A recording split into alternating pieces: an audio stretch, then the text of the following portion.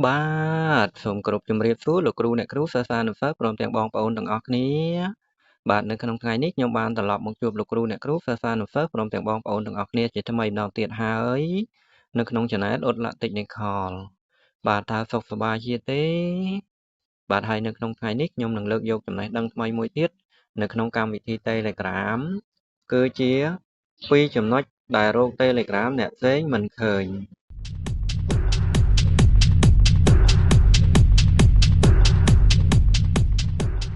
បាទហើយនៅក្នុង2ចំណុចនោះដែលរក Telegram អ្នកផ្សេងមិនឃើញតើមកពីមូលហេតុអ្វីដូច្នេះដើម្បីចូលទៅដល់ការបង្ហាញរបស់ខ្ញុំបាទខ្ញុំសូមលោកគ្រូអ្នកគ្រូសិស្សានុសិស្សព្រមទាំងបងប្អូនទាំងអស់គ្នាដែលបានចូលមកទស្សនាវីដេអូរបស់ខ្ញុំថ្មីសូមជួយចុច Like ចុច Subscribe ព្រមទាំងចុចបើករូបកណ្ដឹងដល់ Channel ខ្ញុំបាទដើម្បីខ្ញុំអាប់ឡូតវីដេអូថ្មីដែលជាវីដេអូផ្ដល់នូវចំណេះដឹងនៅថ្ងៃខាងមុខបានបង្ហាញចែកជូនដល់លោកគ្រូអ្នកគ្រូសិស្សានុសិស្សព្រមទាំងបងប្អូនទាំងអស់គ្នាបានឃើញមុនគេបាទហើយនៅពេលនេះខ្ញុំសូមចូលទៅក្នុងកម្មវិធី Telegram ដើម្បីធ្វើការបង្ហាញជូនបាទហើយដើម្បីយើងធ្វើការស្វែងរកនៅ Telegram គេគឺនៅក្នុង Telegram នេះខ្ញុំសូមធ្វើការបង្ហាញនៅកន្លែងពាក្យថា Save Message បាទរបស់ខ្ញុំបាទខ្ញុំសូមចូលទៅកន្លែងពាក្យថា Save Message នេះដែលខ្ញុំបានលើកយកនៅឈ្មោះចំនួន2ដើម្បីធ្វើការបង្ហាញនៅចំណុចដែលយើងរកមិនឃើញនោះបាទគឺទី1ឈ្មោះថាស្លៀកលើកដែកនេះហើយខ្ញុំសូមយកលេខទូរស័ព្ទរបស់គាត់យកមកធ្វើការបង្ហាញគឺលេខរបស់គាត់096 560បាទខ្ញុំសូមយកមកវាយបញ្ចូលនៅកន្លែង Save Message ខាងក្រោមនេះ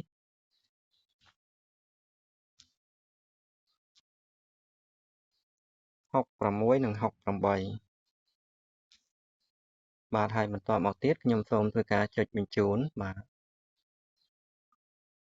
ហើយដើម្បីរក Telegram របស់គាត់គឺយើងចុចនៅកន្លែងសញ្ញាពណ៌ខៀវនៅលើលេខនេះបាទយើងចុចពីលើហើយបន្តមកទៀតគឺខ្ញុំសូមចុចនៅកន្លែងពាក្យថាស្លៀកលើកដែកនៅខាងក្រោមកន្លែងរូប profile របស់គាត់នេះបាទហើយបន្តមកទៀតខ្ញុំសូមធ្វើការ call ទៅគាត់តែម្ដងបាទនៅពេលដែលយើងធ្វើការ call ទៅគាត់ហើយក្រុមហ៊ុន Telegram បានលោតទាំង message នេះប្រាប់មកយើងគឺបញ្ជាក់ប្រាប់ថានៅក្នុង account Telegram របស់គាត់គឺគាត់បានធ្វើការកំណត់នៅឯកជនភាពរបស់គាត់ដោយយើងមិនអាចធ្វើការ call ទៅគាត់បានទេហើយប្រសិនជាយើងចង់ធ្វើការ call ទៅគាត់លុះត្រាតែឲ្យគាត់ដកនៅឯកជនភាពនោះចេញបាទហើយខ្ញុំនឹងធ្វើការបង្ហាញនៅចំណុចនេះនៅក្នុងគណនី Telegram របស់ខ្ញុំបាទហើយខ្ញុំសូមចេញមកខាងក្រៅ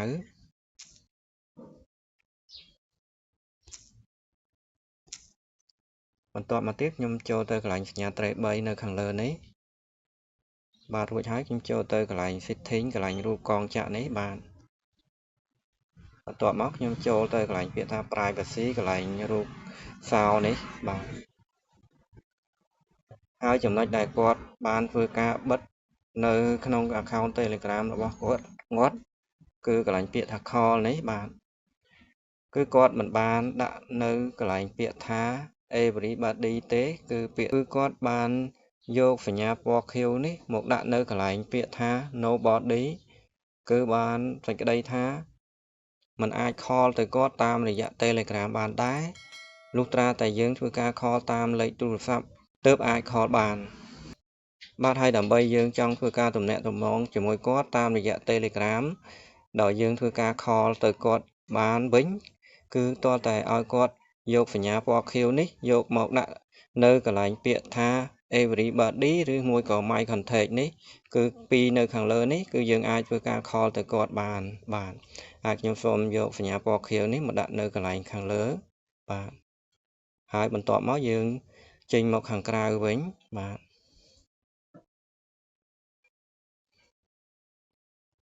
ទហើយខ្ញុំចូលទៅកន្លែងពាក្យថា save message បាទហើយនេះជាចំណុចទី1ដែលយើងធ្វើការតាក់ទង Telegram របស់គាត់មិនបានបាទ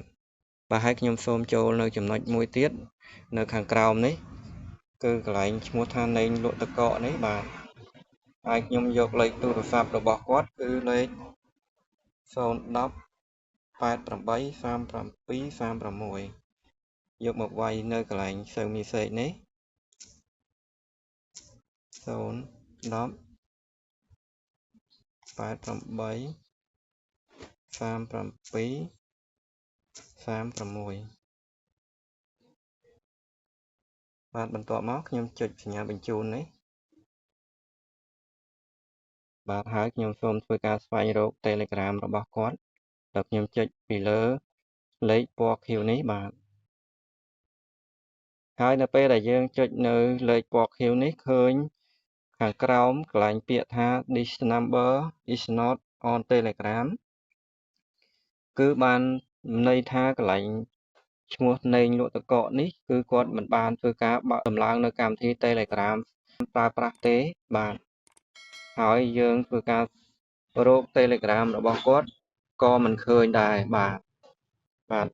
ហើយនេះគឺជាចំណុចទី2ដែលយើងស្វែងរក Telegram របស់គាត់មិនឃើញ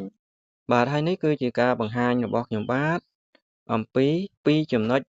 ដែលរក Telegram គេមិនឃើញបាទហើយប្រសិនជាលោកគ្រូអ្នកគ្រូសិស្សានុសិស្សព្រមទាំងបងប្អូនទាំងអស់គ្នានៅមានចម្ងល់នៅក្នុងការបង្ហាញរបស់ខ្ញុំបាទខ្ញុំសូមលោកគ្រូអ្នកគ្រូសិស្សានុសិស្សព្រមទាំងបងប្អូនទាំងអស់គ្នាធ្វើការខមមិននៅខាងក្រោមវីដេអូរបស់ខ្ញុំបាទនឹងឆ្លើយជូនដល់លោកគ្រូអ្នកគ្រូសិស្សានុសិស្សព្រមទាំងបងប្អូនទាំងអស់គ្នាបាទហើយនៅខាងក្រោមវីដេអូរបស់ខ្ញុំបាទនេះគឺមានវីដេអូជាច្រើនទៀតដែលជាវីដេអូផ្ដល់នៅចំណេះដឹងសម្រាប់បង្ហាញបន្ថែមទៀតបាទហើយនៅថ្ងៃខាងមុខខ្ញុំនឹងលើកយកវីដេអូថ្មីសម្រាប់បង្ហាញចែកជូនដល់លោកគ្រូអ្នកគ្រូសិស្សានុសិស្សព្រមទាំងបងប្អូនទាំងអស់គ្នាបន្ថែមទៀតបាទហើយនៅពេលនេះការបង្ហាញរបស់ខ្ញុំបាទបានចូលមកដល់ទីបញ្ចប់បាទសូមអរគុណហើយនឹងសូមជម្រាបលា